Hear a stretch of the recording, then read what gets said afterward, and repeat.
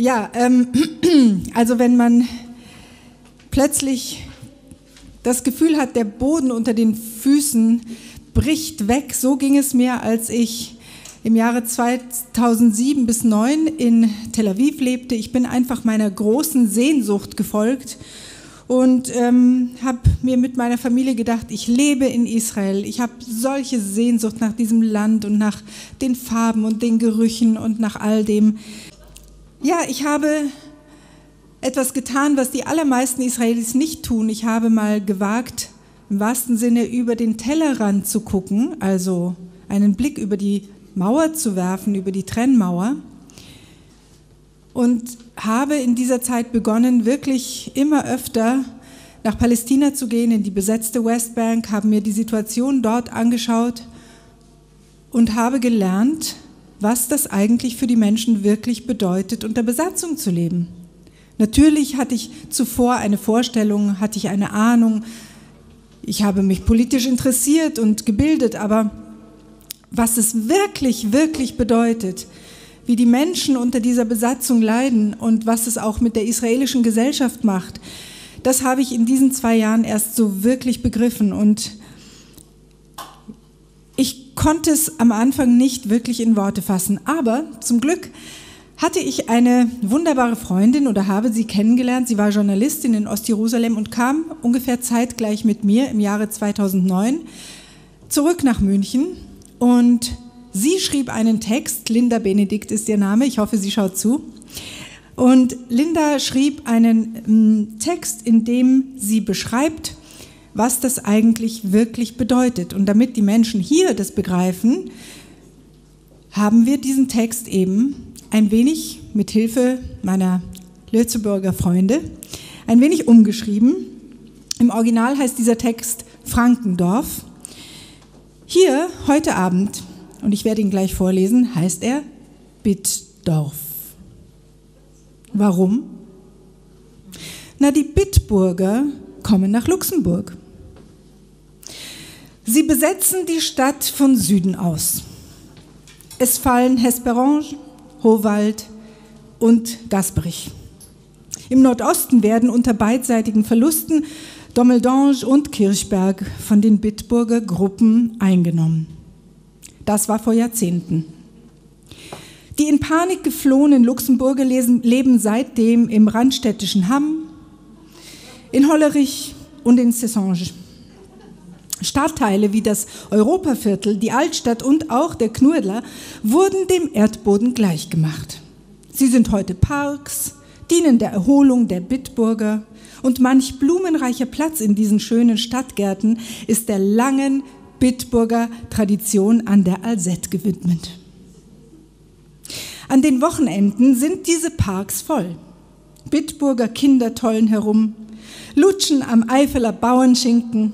Ihre Eltern sonnen sich im warmen Gras, trinken Bitburger Premium-Pils aus kleinen Flaschen und posten sich fröhlich zu. An den Rändern der Erholungsinseln sieht man vereinzelt Luxemburger Familien. Ihre Kinder teilen sich je ein Krompere Kichelchen und bald gehen sie wieder heim.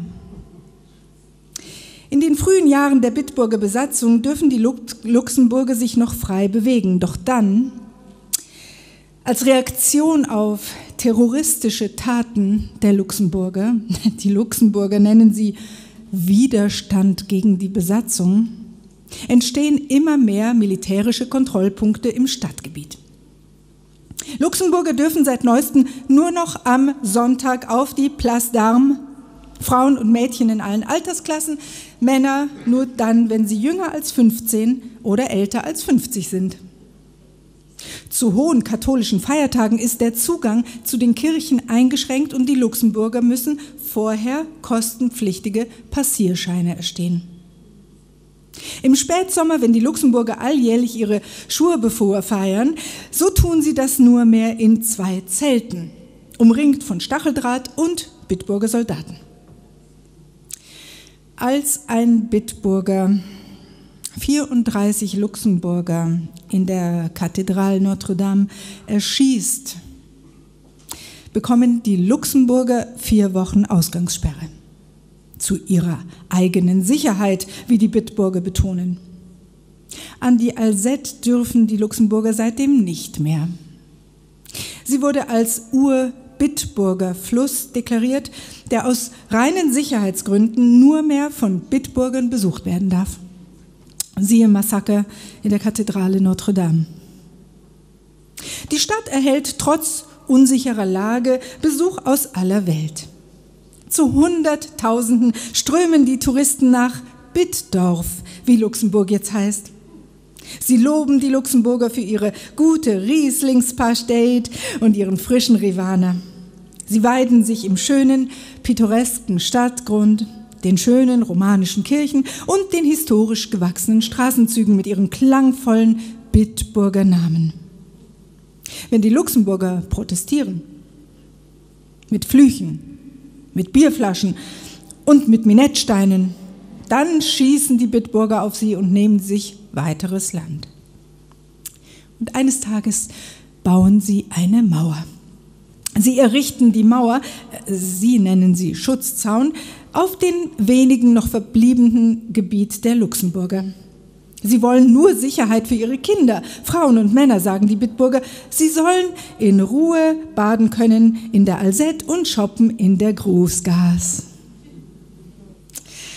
Gestern, als eine junge Luxemburgerin dringend in die Maternité musste, da ihre Fruchtblase während langen Stunden des Wartens am Kontrollpunkt auf der Stereplatz geplatzt war, ließen die Bitburger weder sie noch einen Rettungswagen durch. Die Luxemburgerin verstarb, ebenso ihr Kind. Die Bitburger Regierung sagte dazu, dass der Vorgang untersucht werde. Aber sie, die Bitburger, gehen davon aus, dass dem nicht so gewesen sein kann, weil sie, die Bitburger, keine Unmenschen sind. Jeder Luxemburger hingegen, so zeige es leider ihre Erfahrung, ein potenzieller und hinterfotziger Querulant.